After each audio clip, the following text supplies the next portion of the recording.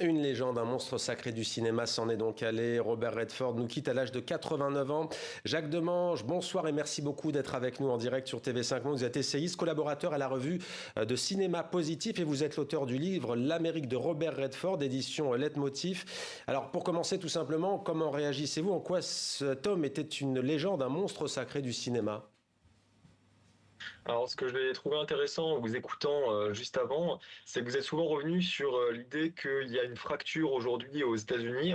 Et moi, me semble-t-il, Robert Redford incarnait plutôt le symbole d'une espèce d'unification de l'Amérique. Parce qu'en vous écoutant, je pensais à un film récent, enfin relativement récent, réalisé et interprété par Robert Redford, qui est Sous surveillance, où il a interprété le rôle d'un ancien activiste politique qui a été recherché par un jeune agent du FBI. Et toute la problématique du film était de savoir comment ces deux Amériques-là peuvent cohabiter.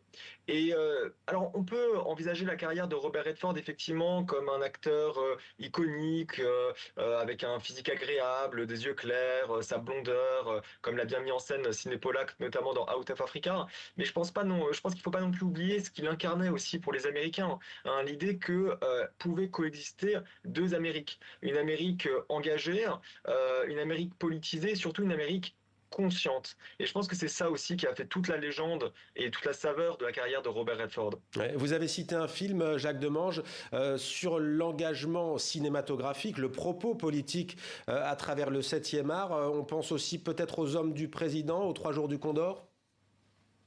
Ah, tout à fait. Alors c'est extrêmement intéressant ces deux films. Je me permettrai de citer la séquence finale des Trois Jours du Condor, dans lequel Robert Redford interprète donc un agent de la CIA qui a déjoué un complot politique d'envergure. À la fin du film, on explique au personnage de Redford, pour te protéger, tu dois partir des États-Unis. Et le personnage de Redford refuse, ce qui est un geste fort et très significatif, puisqu'en fait Redford, à travers ce personnage, dit je suis américain. Mais j'ai conscience qu'il y a des problèmes aux États-Unis. C'est pas pour ça qu'il faut partir. Il faut rester pour régler les problèmes. Les Hommes du Président, c'est un autre film très intéressant puisqu'il interprète l'un des deux journalistes qui ont déjoué l'affaire du Watergate, hein, qui ont révélé cette affaire du Watergate.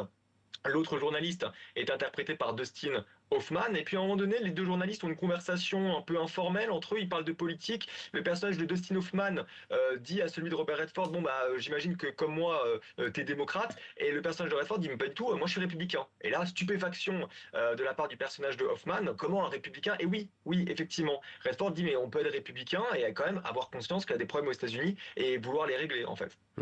Restez avec nous, Jacques Demange. Je me tourne juste vers vous, Amy Green. Vous êtes américaine, évidemment. Vous avez grandi avec ce grand acteur. Le journal français Le Monde écrit ceci: loin de la masculinité rugueuse et de la mélancolie conservatrice d'un Clint Eastwood ou de l'exubérance hédoniste et psychédélique d'un Jack Nicholson, il y avait Robert Redford. Qu'est-ce qu'il incarnait selon vous? Puisque, à l'instant, Jacques Demange a fait la liaison entre le grand angle et cette page culture. Oui, la question de l'unification est très intéressante, mais je pense que pour moi, en tout cas, surtout, il incarne une forme de masculinité élégante d'un homme américain assez classique. Et puis, dans ses différents choix de rôle, il a joué des cowboys jusqu'aux journalistes qui, en effet, qui ont fait tomber la présidence Nixon.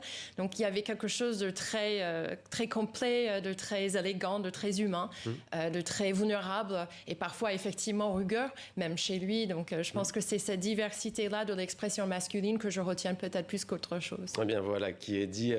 Meryl Streep dit ce soir: un des lions s'en est allé. Jane Fonda, Redford incarnait une Amérique pour laquelle nous devons continuer à nous battre. Jacques Demange, il y a ce passage à Paris, me semble-t-il, je parle sous votre contrôle, qui l'a éveillé, en tout cas c'est ce qu'il disait visiblement, qu'il a éveillé politiquement, notamment contre l'impérialisme américain. Oui, tout à fait. C'est-à-dire que Robert Redford, après sa scolarité aux États-Unis, part pour la France, part pour Paris parce qu'il veut devenir peintre, en fait. Donc, il se dit le meilleur endroit pour apprendre à devenir peintre, ou en tout cas pour se perfectionner, c'est la capitale de la France, c'est Paris.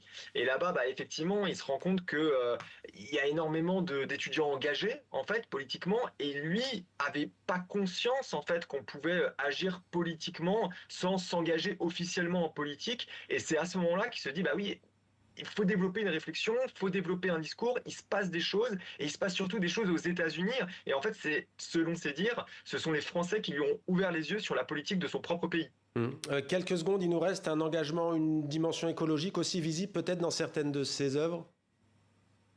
Bah, tout à fait. Alors, notamment dans les films qu'il a réalisés, hein, je pense à Milagro. Mais alors, ce que je trouve très intéressant aussi par rapport à ça, c'est le festival Sundance, qui est important pour lui, qu'il crée au début des années 80, qui représente le cinéma indépendant, parce qu'il y a une dimension comme ça aussi politique, avec l'idée pour Robert Redford que deux cinémas peuvent coexister aux États-Unis. L'idée, c'est pas de combattre le cinéma hollywoodien pour Redford, c'est de dire non, il peut y avoir le cinéma hollywoodien d'un côté et un cinéma indépendant de l'autre, et les Merci. deux peuvent coexister très bien. Merci beaucoup, merci infiniment Jacques Demange d'avoir été avec nous en ce